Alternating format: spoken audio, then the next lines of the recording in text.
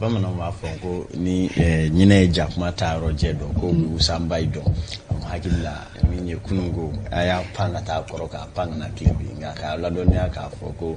les lions et des retours vede ke plateau ka ya bi hali telefoni chila ma sita tinjo les lions et des retours lion nene be o duguje emne to goda nyefo nene masa chemine yoro ma folo ahonde la be foko malla fitri wale afaka bo aka ko nyamile ngula la ngwato nyana bo abu na bina ke daba ya ay isira sabali amadu sona bitama bo mina anu la khali sigata la soni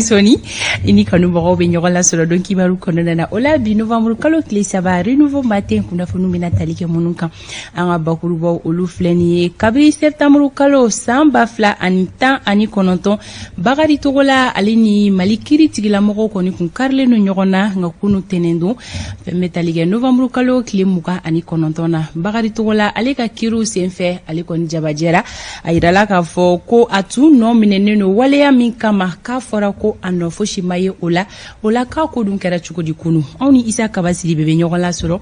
o kuna fonya bela jelembe alebolo abeno lasi kanu bagajama kuluma amena wele bla femetalige Yusuf Jawara ma kabo fengem metalike semasi konona na alere o manyemai ka kenyani imam mamudiko ale konika bolie oni Jawara bena nyogola soro aseka nyefolike anye a hakilina tay minye oka o fene kofe amena wele bla angala sigidema kabo bugunika o feino kuna fonya we alebolo kaseka lasi kanu bagajama kuluma sori Ibrahim Diallo halebe siraba kanola tan nga sigin jatemino olube alebolo hawa danyogo kenya kuna fonimbe alebolo Alexi Kalamidi be bisimla amason femi masoko madaina o la selu olubela jelemeke amaru el konare alebe yanga don kibaru la se kanu baga jama kuluma don kibaru de sebe munu bora bi novembre kalo kle bisaba olunye fura folo la selu fenebeke bi jemukan ale kononana ola ame baro damne sisani wakati bolo da joye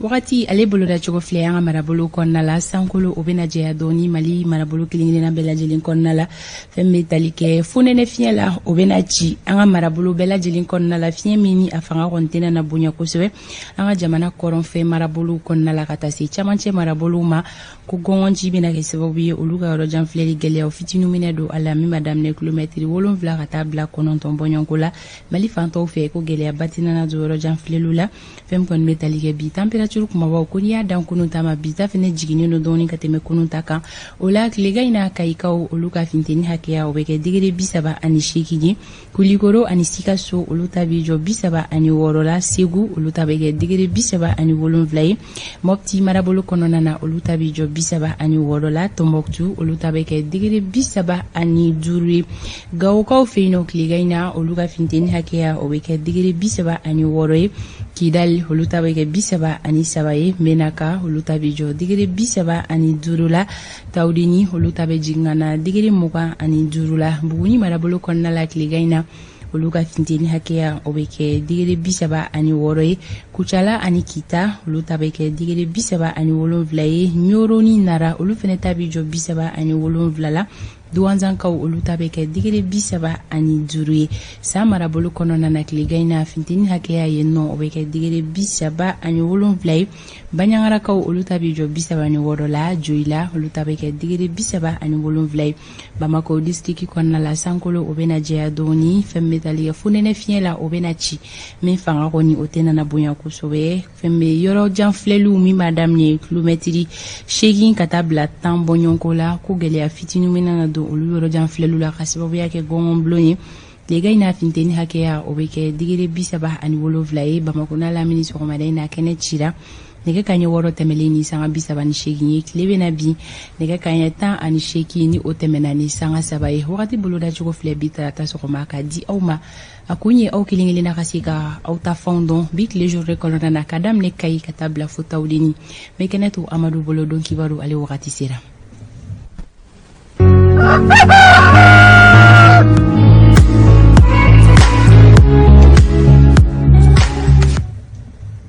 sanga mugani nani o be nege kanye wolonvla sanfɛ Amadou mesira dima tabarakala meta bro kibarew konna la sisan yana nga ta yoro ja ama sara bela jelena ka fo wa ko ni an tonto e anga bi sogomanda ina don kibaro ale konna la nya foti don kibaro na sara ta na bamanta be kuma ni na sara don kibaro ye munu na jamana kibarew be faranyo anga sebe furaw ni gafula ani jasraw fe ka bela jerele salo ka di awma jamana ta chikola bakuruba be na talike bi jamana kuntigi Assimi Goita ale ye Mali parti politique bela jele wele ani jereje kulu kata pma femi balanendo ni shogel ni jamana de untiga nwan famo ada chogo shila Assimi yere ba fe ka ikado jamana joli bara msintura uta abiema sabula nwan famia balia farambo ale do Dr. Shogel ko kala maiga ale ni ikado jamana afa mado ni nwanche amina pma uka sokoma daina do kibaru ale kene konnala minye transition kokoro do ni ko nasratiga la kulikoro ka fe jereje kulu belebele ba juru olu farala nyanga mi metalike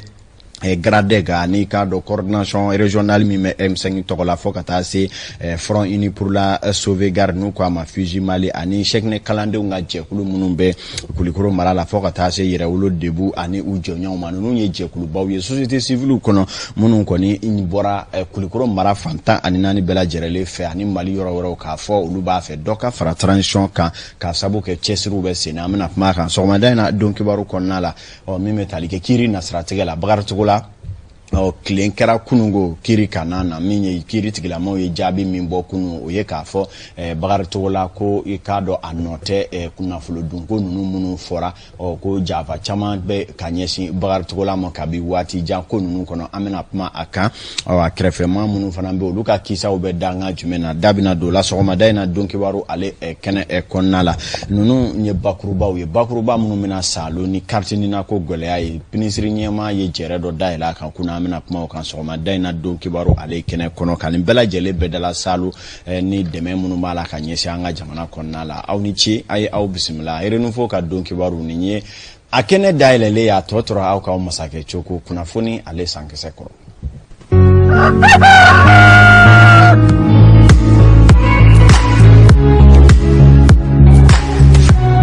ma kacha ma keme ani koye munu ye chewni muso ye olu bela jele be chake renouveau ale groupe konona na munu do be arajoni telela do rebe telela do tay sebeni do re taye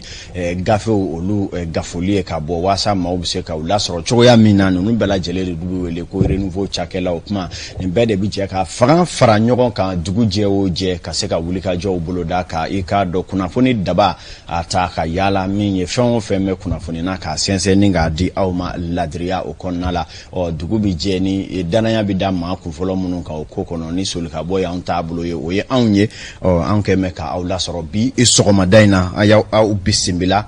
anya fotinto mi metalike anka jamana kuntigi ni o ye colonel Assimi Goita o ma chama nya nyine afe dogola ani keneka ka fo transition be kata tabulo munka ma chama be ikado bunyambu yoro dame Assimika jamana jo bara na ka wulika jo lanka ame doni mina iko bi koni ama wulika jo achajo yoro la mi metalike shogel ka kunkle na ye mununye bara menebe nyine ka jegen abulo kosebe ama sorola ka fo nyan famia balia mimbe ani ayre jenyo politique mauni nyan che sabula ko farama fe o minyan ci yorodo o koni wule sebe koro dara ko sebe ka bugorodo jamana kuntigi Assimi ana kerefe ma chamanye o kama mi metalike wulika jo be senat le flyna kuluba wala sa ka se ka goleya ni ka do be malia juru chane limindo ka se ka jisuma ko okola o kama shogel kele ko ka munu salu chama ke munu na parti politique munu be na no luye politique bara damne so manda kele walma munu yara ka politique coronata ya kele ko ka puma ba chama vo puma munu ye tengele maluni ma frafra puma ye olu ma yara ka jatila ani ka do yere denkerefe ale bulu ko luye fakankoro mawye o nunye jalakuye akrefe mamunu be ni anu ye politique ka bi wati ja nu te ka be folina bi luyo dala Assimi anyina ale refa ki jo ajoro la okama kunungo minye Assimi re wele bla politique ma kuru karama ka je kata kuluba mime ale refa ko ye minya ani abe minyini afaw na koro ani jamana deunfe no luye politique mo ye ka se ka je ko daira nyona o kama hakili falen ko ni kera hakili falen munu na Assimi ko abanyini jamana defe ambe ka do dakile ka bo dakile o debse ake sababu ye gole ya mime malika anga se ka bo gole ya nunu kono cogoya min na maa minnu yɛrɛ bɛ ni o ye politikima caman minnu ye cadre d'essence o caman y'a yira k'a fɔ olu ka gɛlɛya ye fɛn min ye olu y'olu mana kaba o ye i k'a dɔn ɲɛ bɛ Choguel bolo ja la transition kunuma ko ani maaden gɛrɛfɛ ko dɔw la k'u tɛna jɛ n'o ye cogo si la an ka jamana in ale kɔnɔna la laɲini kura minnu b'u fɛ u y'olu caman dayira Asimi Goita la minnu na u bɛna segin fana ka hakilijagabɔ dɔw kɛ ni minnu bɔr'o la o kow na maana an ye ja dɔw sɔrɔ a kan Yusuf Kulubali ale bɛ dɔ fɔ an ye o kan. Parti politique ɲɛkɔrɔ waati tɛmɛ fanga ɲɛma ale ye fara ɲɔgɔn ka kuma fɔ walasa bɛɛ lajɛlen bɛ se ka sɔn cogo min na k'i sen don lajɛba min bilalen don sen kan o la ni parti politique caman yɛrɛ bɛ yen olu kɛmɛ k'u ka bangare yira walasa ka nin lajɛ in laɲiniw sabati n'o de ye ka jɔsen ɲɛnama kuraw di Mali ma waati tɛmɛ fanga ɲɛma ale y'a yira k'ale kɔni labɛnnen don k'a seko n'a damayira bɛɛ lajɛlen kɛ walasa ka mɔgɔw hakili sigi bɛnkan minnu bɛna sɔrɔ olu waleyali ye a y'a yira k'a fɔ ko jɛkulu dɔ bɛna sigi sen kan min bɛna ɲɛsin bɛnkan minnu sɔrɔla lajɛba in na o waleyali jateminɛli ma. Kala jɛra in kɔfɛ an ye wulikajɔ kɛ ka se ka se cadre d'échange ani politique maa wɛrɛ minnu tun b'a kɛnɛ kan ka se ka da sumusumu kɛ ni u ye caman y'a jira k'a fɔ hakilina min bɛ Asimi yɛrɛ la ni a hakilifalen danna olu ni Asimi cɛ ma u kɛ ka teli ka ɲɔgɔn faamu kosɛbɛ sabula min ye maaw lamɛnni ani ka maaw ka gɛlɛya ta ba la i k'a dɔn k'u y'o jateminɛw kɛ Asimi fɛ nka min bɛ tali kɛ Dr Choguel Kokala Mayiga la ko ale kɔni b'a la k'a kɛ ni dusu min ye k'a dɔn k'a fɔ a kɛ ko jamana ye ale kelen bɛ ta ye ko jamana tɛ maa si kelen ta ye primature ye jamanaden bɛɛ lajɛlen jɛyɔrɔ ye minnu na jamana mara baaraw bɛ kɛ faga ɲɛmaaya kɔnɔna la nka n'o danaya dara i kan n'i y'i sinsin o fanga kan k'a kɛ i bi kuma bɔ ka fili bɛɛ lajɛlen kan maa minnu bɛ yen n'olu ko cincɔn i b'olu kɛ fasoden jugu ye ko n'a tora Choguel ma o tɛna ɲɔgɔn faamuya cogo si la maa dɔw yɛrɛ ka jate la olu yɛrɛ b'a fɛ walasa transition tɔ ka kuncɛ ko ɲuman jamanaden bɛɛ ka don da kelen ko jamanakuntigi Asimi ka fɛɛrɛ kɛ ka se ka yɛlɛma don primature yɛrɛ ɲɛmaaya ko la bi n'o tɛ ko Choguel bɛ taabolo minnu na n'a tora o cogo la ko ɲɔgɔn faamuya bɛna gɛlɛya kosɛbɛ wa tɔ juru de bɛ cɛn min yɛrɛ la furancɛrɔ faga na i laban na opposition ko kuma mɛn min yɛrɛ tɛ i k'a dɔn k'a fɔ laɲini ye an bɛ waatinin min na i ko bi hakili la ciw bɛɛ lajɛlen fara jamanakuntigi Asimi ɲɛna bɔda ɲuman ye min ye i k'a dɔn an jigi b'a kan k'a fɔ na ɲɛ sɔrɔ wasa jamanadenw bɛ se ka kɛ kuntilenna kelen ye cogo min na n'a fɔra kɔmaw b'an kan communauté nationale b'an kan an yɛrɛ dama fana min ɲɔgɔn kan bɛnbaliya dugu jɛlen don a ka gɛlɛn kosɛbɛ jamana mara taaɲɛw la tile filanin na cadre d'échange maaw na segin ka ɲɔgɔn ye ko kura Asimi ye jigiya kura minnu fɔ ani olu ye laɲini minnu kɛ ni olu lamini belebele dɔ ye u b'a fɛ min ye assise nationale de refondation hali n'a bɛ kɛ ani kalata waatiw ka bɔ ɲɔgɔn na sabula olu sigalen b'a la k'a fɔ kalata kɔnɔ assise kɔnɔna la Choguel nana ni a kɛrɛfɛ maaw ye kana olu kɔnɔ kɔni pɔmpe min ka d'u ye dɔ fara la transition kunuma kan ko k'o kɛ nin bɛɛ ye siga ye min ye politique maa dɔw b'a la ka minnu kɔni ɲɛnkɛnɛ bɔ kɛ nin waati laban ninnu na nka u ye laɲini minnu kɛ u ka fɔla ni sɔn kɛra olu ma ka olu ka laɲini dɔw ta ba la hali u ye organe unique ko mun fɔ n'o ye yɛlɛma ka don kalata taacogo fɛɛrɛw n'a jɛkulu la olu b'a fɛ a ka kɛ kɛcogo min na ko Choguel ni u t'a la ka buru fiyɛ tile kelen na nin bɛɛ ye gɛlɛyaba ye gɛlɛya min bɛ min ye bɛɛ ni kelenya a bɛ dankari o la jamana mara cogoyaw la waati nataw la ni ko kura minnu bɔr'o la n'o kɛ kibaruya ye ka di aw ma ladiriya kɔnɔna la an bɛna primature la tuguni Choguel ye baara hakilifalen dɔ ɲɛmaaya kunungo n'o ye conseil de cabinet primature la mun bɛ tali kɛ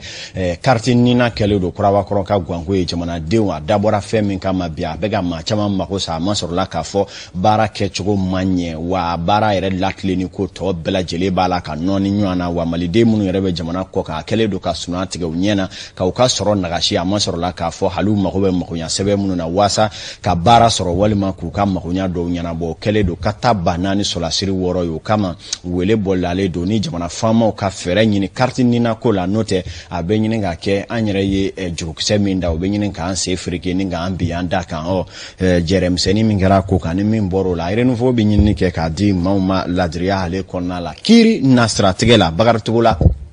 min ye jwakun kele jale ko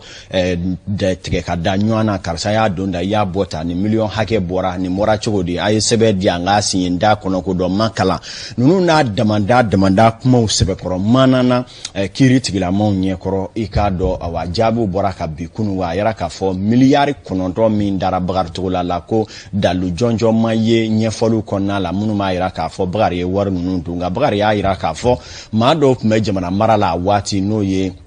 Dr. Bubu Sise nunu ni kata se mawro ma ani kerengere nyana ale yere krefe ma ale dana da ma chaman kan ka bla Seneko bara nunu na anake ni duni yere ni ako yere jara olu do kun fe ka teme ale yere kan ko nunu bela jele ko ni jojugu de fili ale nye nye folu ko ni sebe koro kera kiri jabi min bora o ye ka fo bagar tugola ale ko ni ka bla kunungo yere peu ko amasoro la ka fo dalu jonjo masoro ka nyeshi ama menye kiri kunchera o chugola folo nga menye dalu wara ubise kana kiri kono ko ka dunu o ye ni procureur ye envoie ke cassation na no e ka wele kurabla kiri bise ka daile kura nga mingo ni jabi bora kuno ye ka fo bagare non te kula bagare sidibe alet ma atwa bagare ka kene ka yepma di avocat o mangu lamen parce que mo ka tien o ye nyame a fora ainsi de suite, ça c'est la rumeur, mais justice ka tien o preuve masro donc wajibi do o be nobla nimba jira ka fo bi cour d'assises a quitté abana pe on tisse ko fo parce que sharia be yamria di procureur aka se ka prouver que cassation devant la cour suprême, donc le cassation me se ka sababuye ka kiri la se ke croyer, voilà. Mais pour le moment anto yorola ambe mi yorola bi c'est que sharia mi appliquera au sharia ambo juju tanola niso jami banka akabo kosebe akabo sabu semaine kili ambe tractation na ambe on la ani justice ni yonche depuis tenelo fobi ambe tractation na ambe ka yon sama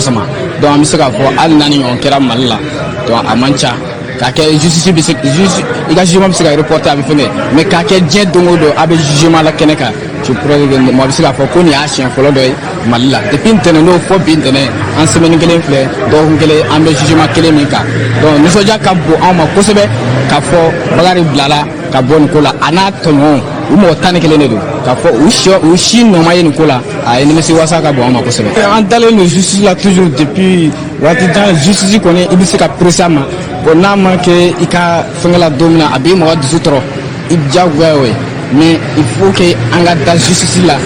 ka donc a fo justice be donc ma sik fana kana manganchi justice la beka justice boya ko to o ka barake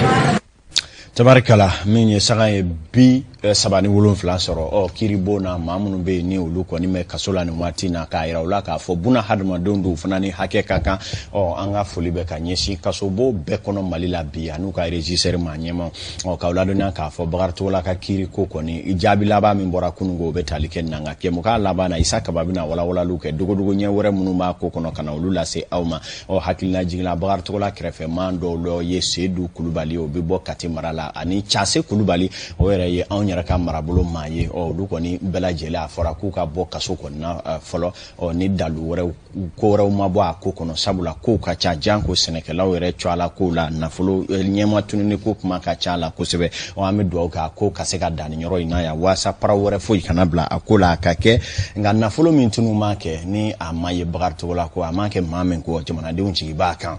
aka sogobe kiri tigila mo ka barado ni hakilna intara kiri ma nyemo fe saranjero faga konna la wasa na fulo duna mamunu fe wali mamunu twabera kuma ka fo anye ka do na fulo tafa ka bo ka bla jamana ka jigion kono ka do komo be malide la uluka se ka frake Musa Mara malika ministre nyama korodo ale fana mwele la kiri tigila mo fe